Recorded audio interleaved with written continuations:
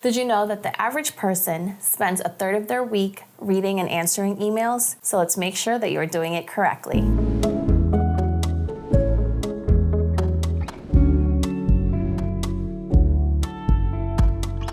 Hello, my name is Dana Jean Antonelli. I'm a certified etiquette consultant. If you're new to my channel, welcome. In this channel, I talk about manners, modern etiquette, self-development, and anything else that can help you become the best version of yourself. If you've been here before, I'm very happy to welcome you back. So for today's video, we will be talking about how to write an email. I know it sounds very easy. I know we can all do it, but this could just be a little refresher just to help you and guide you to make sure that you are writing those emails professionally, especially if it's in a work setting.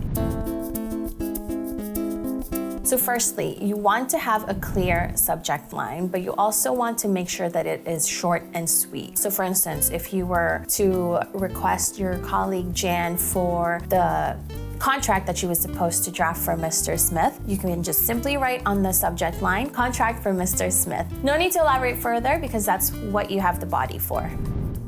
When it comes to starting off your email, especially in a professional setting, you want to stay away from saying hello or hi. You want to use professional salutations. You can say, "Dear Mr. Smith," or "Good morning, Mr. Smith," "Good afternoon," or "Good evening." Saying hi or hello is just very casual, and it almost gives the tone that you don't want to really reach out to them. So like, "Hi," "Hello," versus "Dear Mr. Smith," or "Good morning, Mr. Smith." It sounds so much better and it's more professional.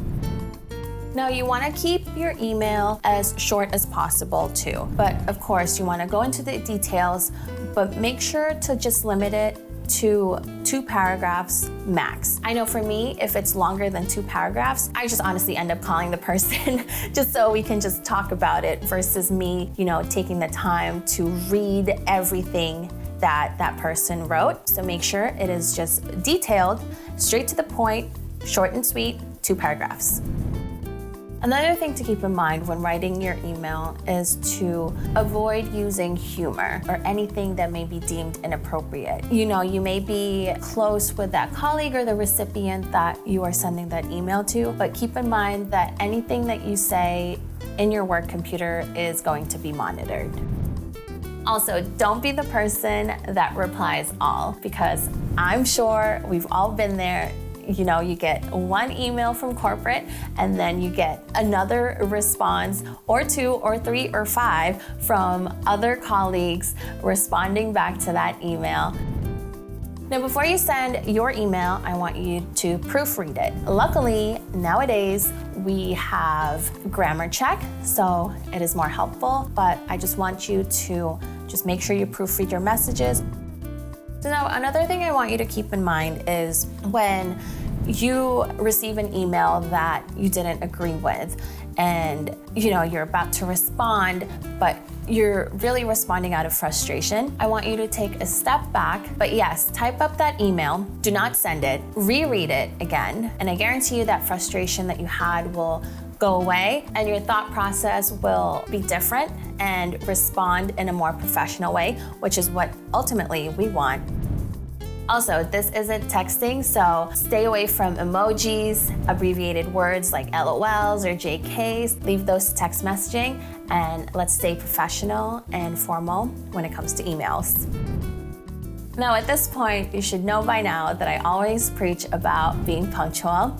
So always respond in a timely manner. There's nothing worse than having to chase down a person to respond to your email. I've definitely had to follow up with people time and time again throughout my, career, whatever. Just respond in a timely manner. I would say at least within a day or 2, the latest. Not a full week, not 2 weeks. Just respond in a timely manner.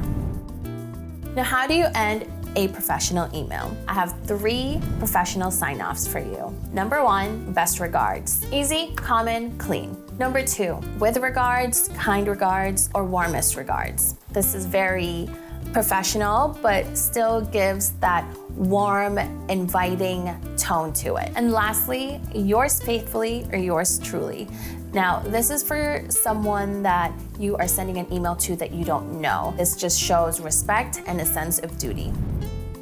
And lastly, let's talk about your email signature. Now there's two email signatures that I want you to keep in mind, a formal one and an informal one. So let's go over the formal one. So first you wanna have your first and last name, and then on the next line would be your title, and then the line after that would be the company that you work for, and after that, the address of your company, and after that would be the office phone number, followed by the web page. Now for the informal, you will have just your first and your last name, title, followed by your mobile phone number, and after that would be the office phone number, and lastly, any link you may have for your social media page. And there you have it, how to properly write a professional email. I do hope you found this video helpful. If you did, please give it a thumbs up. If you haven't done so already, please subscribe to my channel. I now post on Sunday mornings, so make sure you hit that bell for a notification. And I hope to see you in my next video. Thank you very much for watching.